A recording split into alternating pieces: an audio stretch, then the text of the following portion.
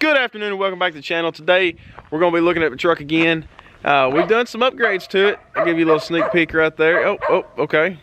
We went ahead and installed, something since the last time y'all seen it. I know it's been a while since I've been on here, so we're going to take a look at it, look at all the upgrades, check it out, see what y'all think. So let's go. And there we go. One of the new things I've got on this truck is this road armor front bumper. It's a stealth front bumper with the no, it's not the Intimidator guard. I wanted the Intimidator guard, but I didn't want to pay the money for it. This is the Titan 2 guard, I believe is what they call this one. So I'll just give you a little walk around view of it right here.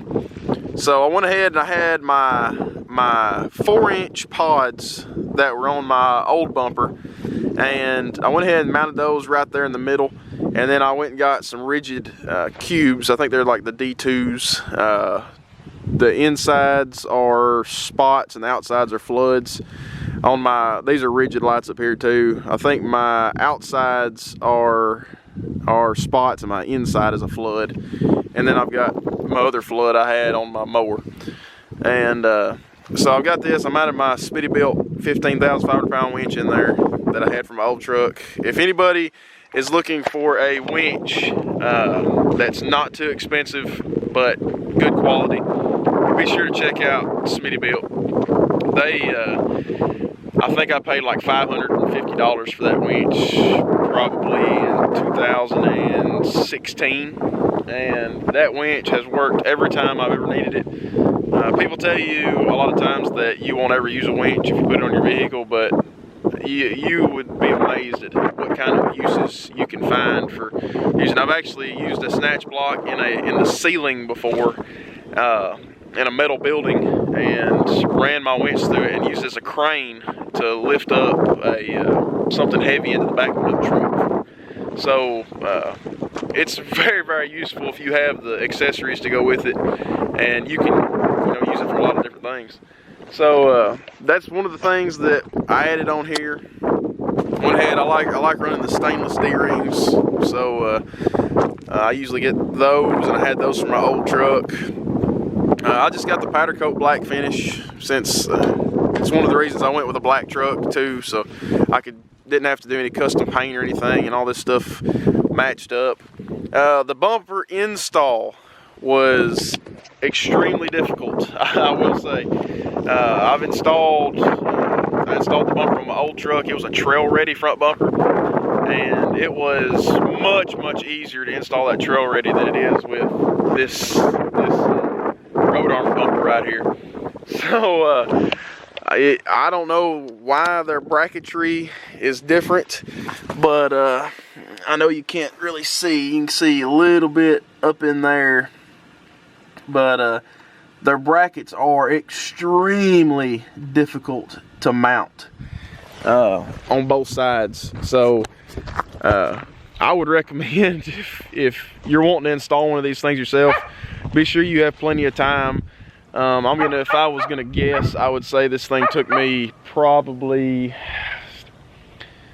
I would say 5-6 hours to install by myself. I was using an overhead crane in our shop to lift it up and center it up and get it right. So I didn't have to have extra hands helping me actually lift the bumper or anything. So that's handy, and keeping it above you steady whenever you're trying to bolt it on.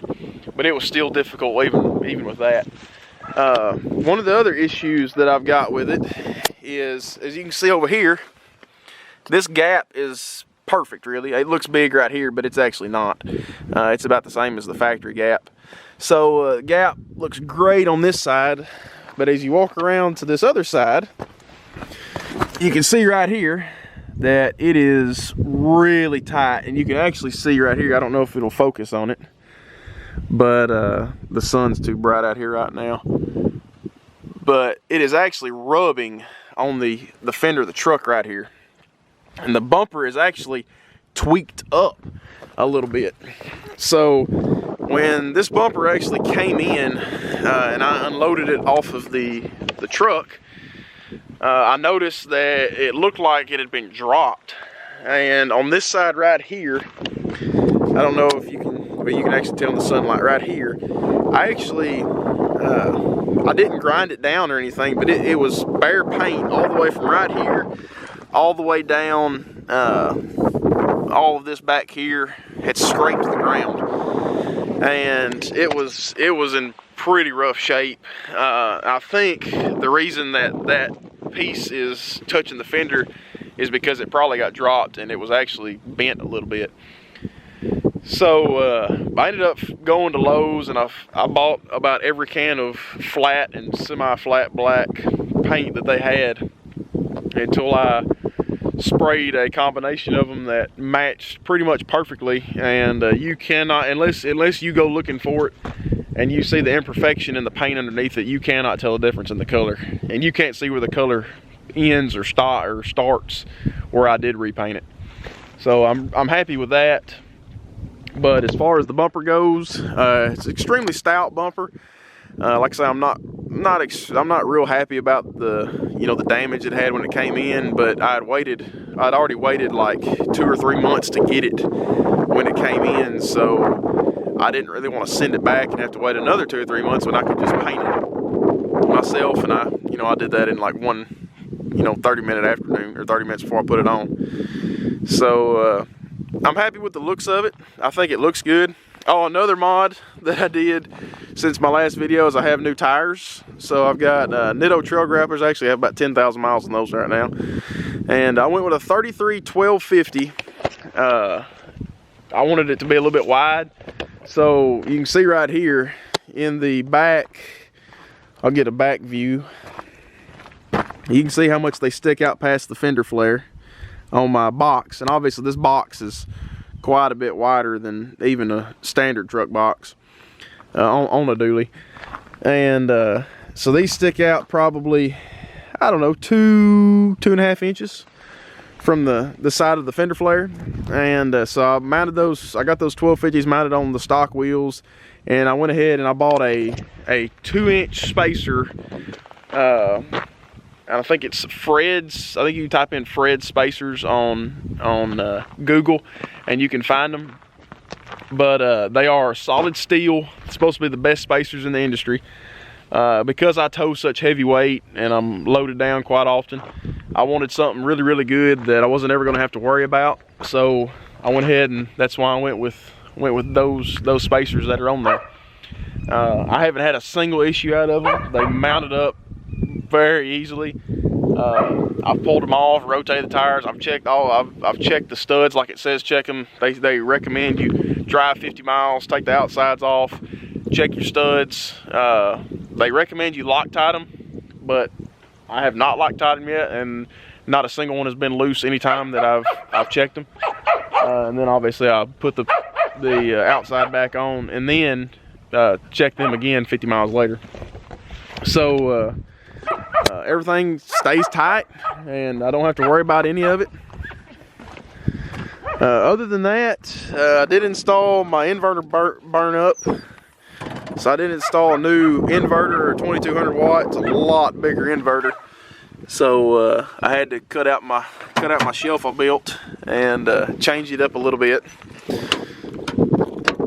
I will say, with my new tires on it, I did almost get stuck pulling a trailer with the old stock tires, which are just the Michelin all-terrains. And that's the reason I went ahead and got these mud tires for it. But I was hooked to a trailer when I almost got stuck. So that, like I say, that's why I put the mud tires on it. I have not even been close to being stuck with these mud tires.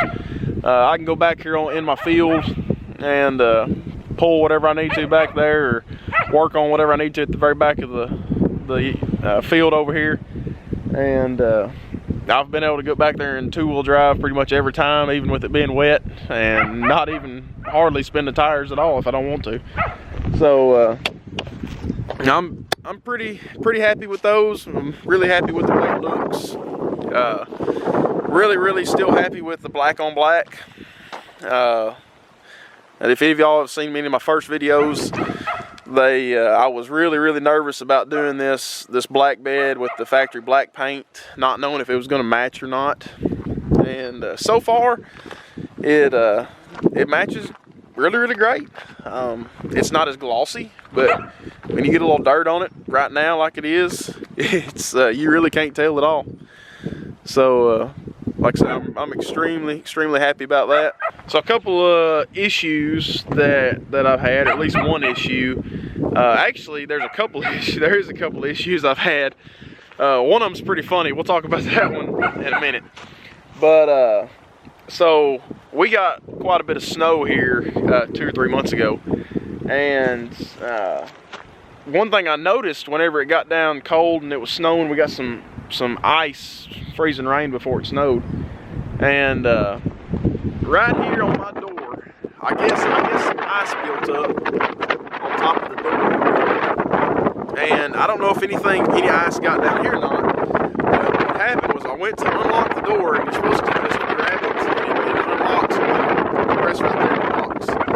So I would grab the door to open it, and the door actually would not open.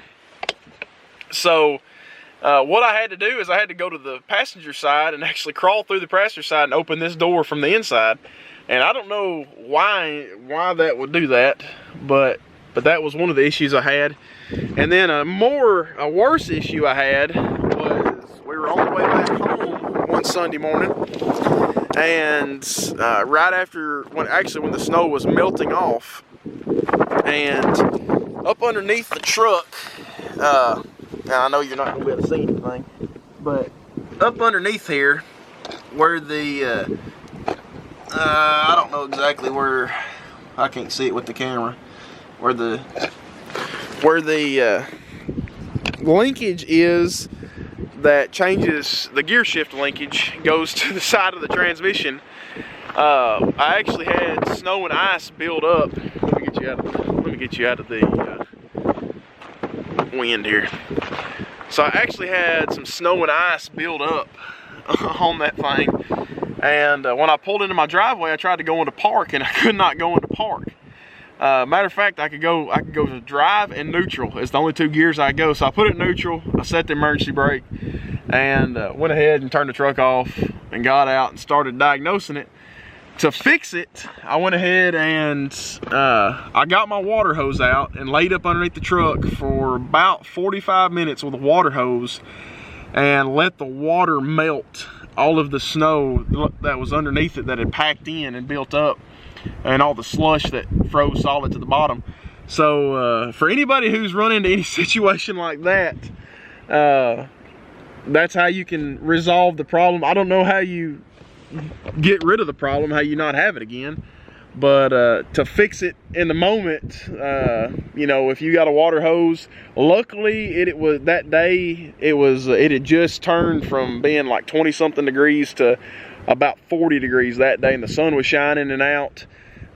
We had like 8 inches of snow, 9 inches of snow here. So I had to kind of clear part of my driveway off so I could lay up underneath my truck and spray on. And it was cold, but it wasn't so cold that, you know, you're gonna hurt yourself doing it. But we got it fixed, and it was a learning process, but it worked. As far as everything else in the interior of the truck, for, you know, a 30,000 mile 1 year review, still got my edge monitor in there, my CTS3, it works great, shows me everything I need to see. Everything else really, I mean, as far as I can remember right now, is working like it's supposed to be, but my dash cam doesn't work right now. I haven't really looked at my wire. I think I got a wire that broke loose from it, so I'm not really that concerned about it. Everything else seems to be working right now. On my boxes are about the same as they were on my last update video, so not much has changed there. I have changed a little bit of the way, you know, some of the containers like these that I store stuff in. Moved a little bit of stuff around just to kind of suit my needs, but nothing much has changed. That box is full. I don't even want to open it. I keep this box locked because I got a different camera in there for work. But everything over here is about the same. Like I say, nothing's really changed. I still love my fuel tank in the bed. I can go roughly 1 month if I don't tow anything without filling up, and that's driving to work every day, driving for work every day, wherever I have to go. And I've got about 20 miles to work, 20 miles back from work to home every day at least. So you figure 40 miles a day, 5 days a week, usually at least 6 days a week, running to town on Sundays. And you know, it's I love having that tank back there. That is just amazing. I'm really happy I went with the toolbox on it. I know some people thought I was crazy putting another toolbox on a bed that already had all these toolboxes, but I actually use this toolbox up here for storage, for kind of luggage and stuff like that. So I'll show you right here. Let me open it. It takes both hands sometimes. So I got like a backpack I carry with me, and I got a big pry bar that won't actually even fit in the bed, and some stuff for flying, and you know, some muck boots. I got one of them DeWalt battery powered vacuum cleaners, overalls. We got a first aid kit down there. So, you know, just some like soft bag stuff. I can take a lot of that stuff out if we go on vacation or something like that, and I'm taking this truck. I can take a lot of that stuff out and you know, throw luggage back there. Another thing I've got that I don't think I did a video on, I'll check back and make sure, but I installed I think I did the airlift airbags, the 5,000 pounders. I tried to do the wireless air because I don't like running wires into my cab, as little as I can at least. So I have this controller right here is what it came with. You press the center button and it'll fire up. I think it is the airlift airbags. I know it's the airlift system, and you have these presets right here. So obviously for one, I have 20 pounds preset because this bed weighs so much that I like having 20 pounds of pressure in it to kind of level the truck out.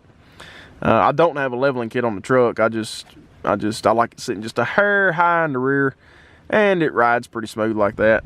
And then I have 35 pounds set for my trailer unloaded, and you can see on there that it's coming up, and you can probably hear back here my compressor's mounted under my bed over here, so you can hear it going up, and then it kicks off when it gets there. And then if I want to let it down, I just press the 1 again, and it lets all my air out.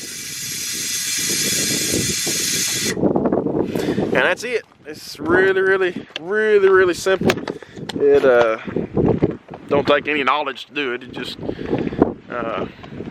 if you haven't ever installed airbags yourself before, you know, I had a company try to install a set on this truck for me already right after I got it. Ended up that the 2020's axles are different than the 2019 dually axles. So they had to re-engineer airbags for them, and pretty much everything that went on these trucks had to be re-engineered. So I waited until I could get them in. When I finally got them in, I decided to just put them on myself. I think it ended up taking me a couple hours to put them on. I've done airbags before, and it's not my first time to do them, so it was pretty simple if you kind of have an idea what you're going to do first. I always do a backup feel point, so because these are separate, I can actually adjust each bag individually with that controller in the truck, and also I can fill up obviously my driver's side bag right here, my passenger side bag right here, manually if my pump was to ever go down and I was somewhere where I needed to put air in it. The reason I did that is because I put them bags on there is because with these 33s and this bed on here, there's not a lot of gap. I mean, you're talking about a fist. That's my fist right there, and I mean, if I go sideways, I'm touching. And so if you were to put enough weight to drop this truck down onto the overload springs, which you can see that, I don't know if you can see in there right now or not, but you can see it's not touching the overloads right now. and or auxiliary springs anyway. If you were to put enough weight for this thing to drop down on the auxiliary springs, which I do quite often, it sits down, you know, another 2 inches, and you're really, really close. You go over a bump with a heavy load like that in the bed, and you're going to start rubbing on your tire. And I didn't want to take that chance, so I went ahead and installed those airbags, and I keep it aired up whenever I need it. I've never maxed the bags out at 100 psi yet, but I have hauled some pretty heavy stuff on it. So other than that, I think that's going to about finish up some of the mods. I'm not planning on, the only other mod that maybe one day in the future, in the distant future, I might would do is I might would get the intimidator guard. I did talk to Road Armor, and they said that you can get the intimidator guard separate. And I really like that look.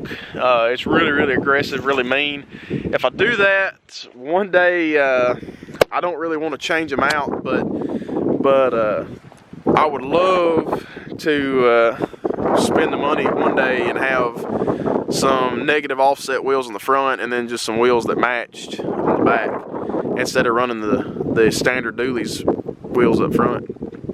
So I don't know, that probably won't ever happen on this truck, but if I ever spend the money one day down the road, then that's kind of my future plans. So not anything that's gonna happen anytime soon. Right now we're looking at getting a side-by-side and maybe doing a little bit of family riding. So if y'all like to see any kind of side-by-side content or anything, maybe this summer, maybe this winter, we're looking at getting one.